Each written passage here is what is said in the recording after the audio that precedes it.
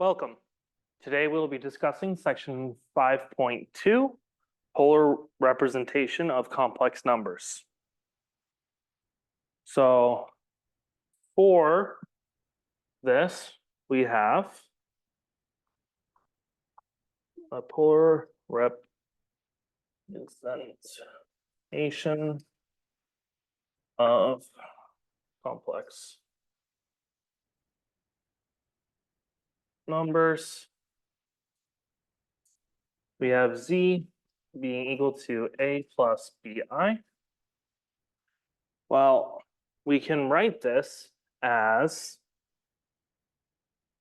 a vector that is equal to a and b, or as a reminder, we could think of this as the real part of z and another entry as the imaginary part of z. And now what we can do is that z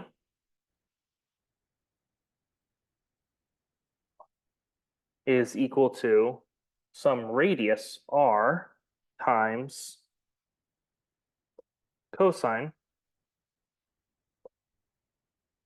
of a theta plus I sine of the same theta, with r being greater than or equal to 0. So in other words, that the y part I'm attaching an I to, the x part I'm leaving as my real number, and the r is judging how far away am I from the origin. So if we think of the complex as a graph, where here's the i's and here's the reals, we could think of this point here as 2, 3, which is in a sense 2 plus 3i. So this can also be represented as the vector 2, 3.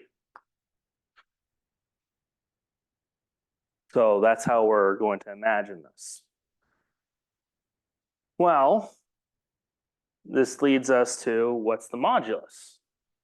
If I have the modulus of z, well, that would be equal to the square root of a squared plus b squared, which again is the square root of the real part of a, or real part of z squared, plus the imaginary part of z squared. And when I look at it in the context of this, that looks a lot like my vector. I'm squaring each component, I'm adding them together, and then I'm taking the square root of the entire thing. Well, that's just my radius. So that's, or my distance, which is r, distance from the origin. So that's my radius r. So then, if z does not equal 0, we have that theta is equal to the sine of the imaginary part of z times cosine inverse of the real part of z divided by the radius, or in this case, the modulus of z. And we can still add 2 pi n to this.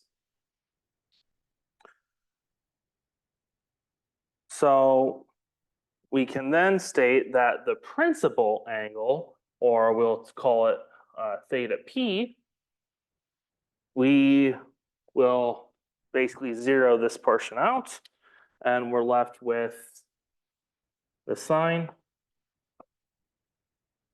of the imaginary part of z times the cosine inverse of the real part of z all over the modulus of z.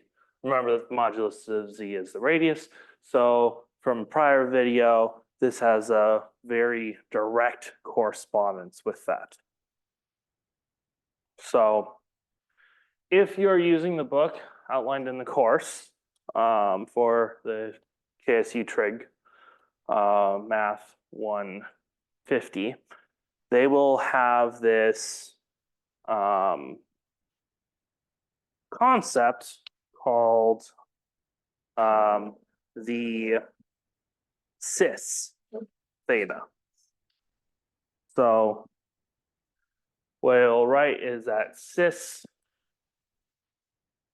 theta is equal to cosine theta plus I sine theta. I will not be using this terminology. However, if you are following along in the book, I want to address this so that way you're not confused if you jump to a page and all of a sudden, what's this cis theta? What's this trig? I've never heard of it. Again, we will not be using this. It's just a reference if you follow along in the book. The important thing to think about is that what I have written here is that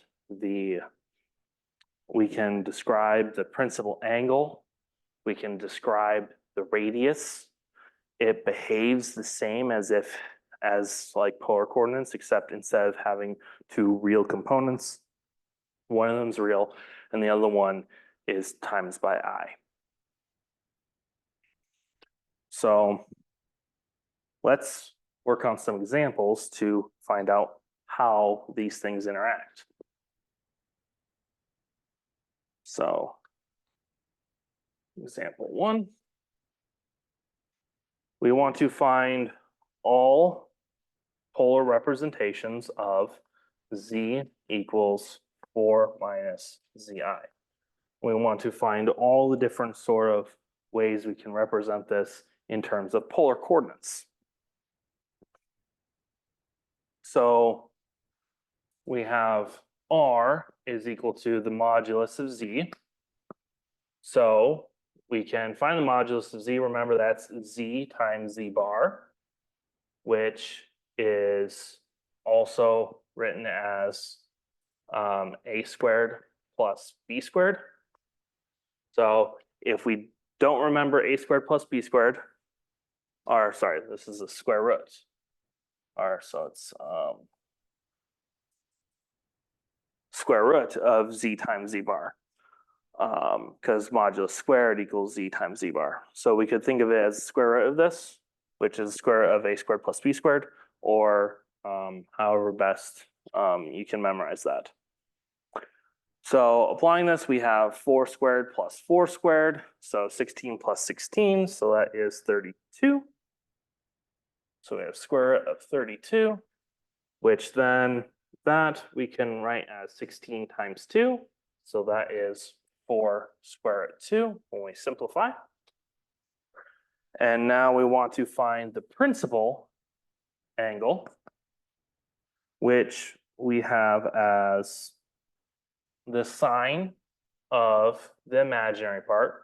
So the imaginary coefficient is -4. So we're going to have negative cosine inverse of, and we'll have the real part of z, which is 4, divided by the radius, which we've calculated out to be 4 square root 2.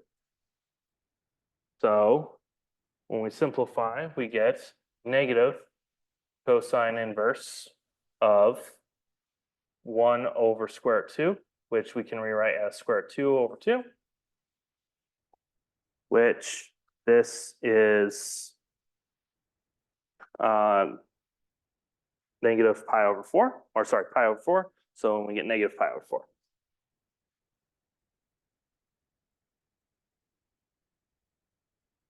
So this is the principal representation. it's not all representation. So we have z being equal to, we want the radius. So we have 4 square root 2 times, and we want to have the cosine and sine.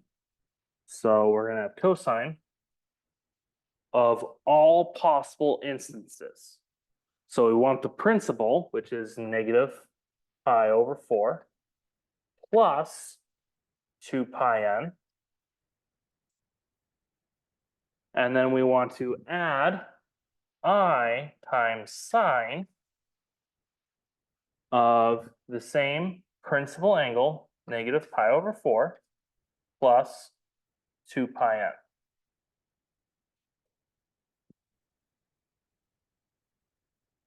And we can again think of this as here's our radius, here's our x distance, here's our y distance, and then we're just rotating around the circle over and over and over again. That's at 2 pi n. I should have one more parenthesis here. Yeah. So this is z in polar representation.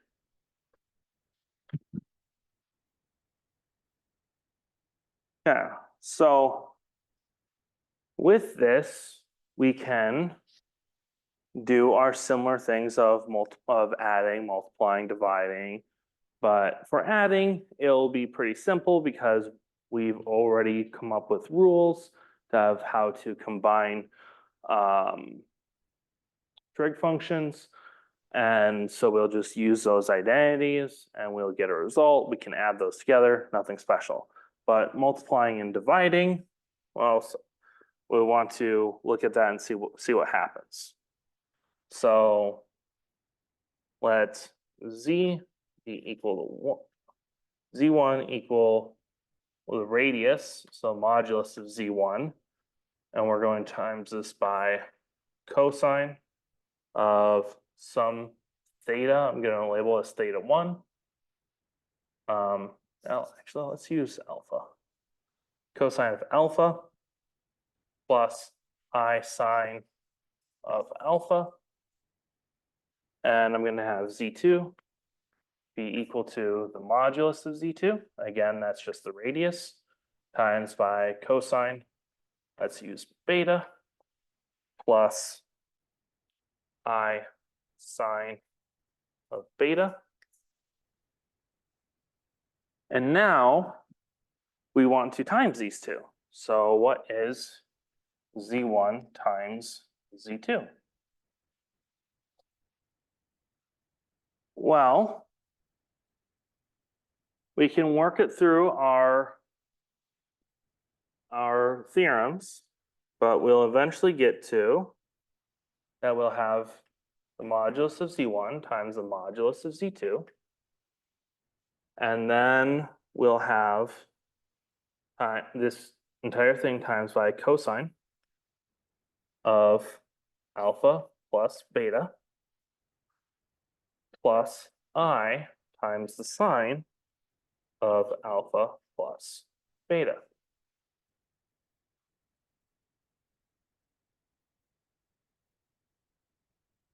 And when we have z1 divided by z2, we again have to make sure that z2 is not 0, which then we have the modulus of z1 divided by the modulus of z2. And we'll times this by the cosine of alpha minus beta plus I times the sine of alpha minus beta.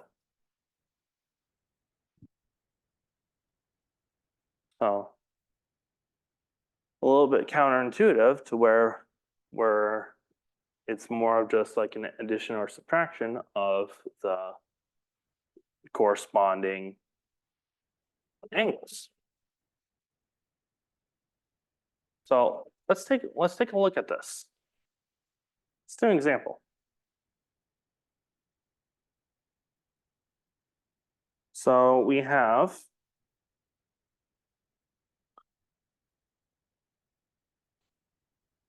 z1 is equal to 3 times cosine of pi over 3 plus I sine of pi over 3. Z2 is equal to 2 times cosine of pi over 6 plus I sine of pi over 6. And we want to find what z1 times z2 is equal to. And we wonder what z1 divided by z2 is equal to. So let's start with z1 times z2. So we can follow our formula. And we know that 3 must be the modulus of z1. So we're going to have 3 times by 2, which is the modulus of z2. And now this will be times by the cosine of, and we'll get I over 3 plus pi over 6 plus I times the sine of pi over 3 plus pi over 6. Make sure that you have this parenthesis here because we're timesing these modulus to the entire thing. So simplifying, we get 6 times cosine of, and this is 2 pi over 6 plus pi over 6, so that's 3 pi over 6, which is pi over 2, plus I sine of pi over 2. And we can simplify from here and go, okay, cosine of pi over 2, well, that's 0. Sine of pi over 2, well, that's 1. So we're left with 6 times 0, well, that's 0. Plus, and now we have 1 times I, which is just I, times 6, 6I. So we could write z1 times z2 is equal to 0 plus 6I, or we could also just write that as 6I.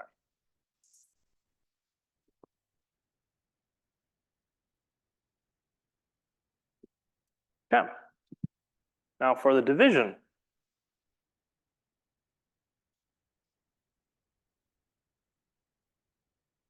We'll have the modulus of z1 divided by the modulus of z2, which then will times this by the cosine of pi over 3 minus pi over 6, because pi over 3 is in the numerator, pi over 6 is in the denominator. We're following the pattern outlined above, which then we're going to add I times sine of the same pi over 3 minus pi over 6. We then have 3/2 times the cosine. And here we have pi over 3 minus pi over 6. So this just becomes pi over 6. So we're going to add I sine of pi over 6. which then we can simplify. And cosine of pi over 6 is square root 3 over 2. So this is just square root. Let me just rewrite that like this. Equals 3/2 times square root 3 over 2 plus, and we're going to have 1/2 times I distributing, and we get z1 over z2 is equal to, and we're going to have 3 square root 3 divided by 4. That's our real part, plus 3/4 times I. Important to note when you're writing complex numbers that if I write this as 3/4 times I, make sure that that I doesn't look like that it's in the denominator, because 3 divided by 4I is very different than 3/4 times I. So just be wary of that.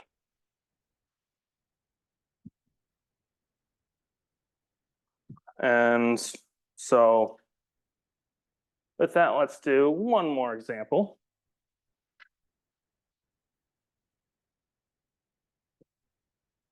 Let's get a hang of how polar representation works. We're going to start with a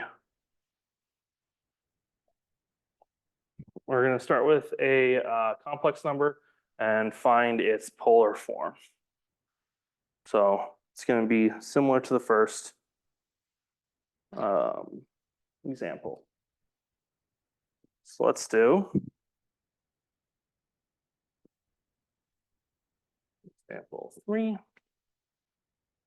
which is z is equal to 2 square root 3 minus 2I. We want to write this in polar form. So again, our R is equal to modulus of z, which is equal to the square root of our first term, 2 square root 3 squared plus -2 squared, which we can write that as the square root. This is 4 times 3, so this is 12, plus 4. So we get 16, square root of 16 is 4. So R is equal to 4. And so now our theta principal is the sine of our b, our imaginary part, which is negative, cosine inverse of our real part, 2 square root 3, all over our modulus, which is 4. That gets us to equal negative cosine inverse of square root 3 over 2, which that occurs at pi over 6. So we have negative pi over 6. That's our theta principal. So again, we found a singular instance. We want to find all instances. Or apologies. This one we required that we just want to find a representation. So now what we can do is write z is equal to 4 times cosine of negative pi over 6 plus I sine of negative pi over 6. And that's our answer. So the key difference between example 1 and example 3 is example 1, we wanted to find all representations. Keyword all. So we have to have the 2 pi n, and that way we find every single possible instance, as we can imagine that just kind of going around in a circle. Here, we just wanted to find one. We just wanted to rewrite it in the form of a polar representation. Keyword A, just one of them. And so we're just going to stick with the principle because why create more work for yourself? Okay. For the check on learning is to write down the difference between finding all solutions and finding a solution for writing a z in terms of polar representation. So include that on your weekly check-in for those in the class. Thank you for watching. Have a great day.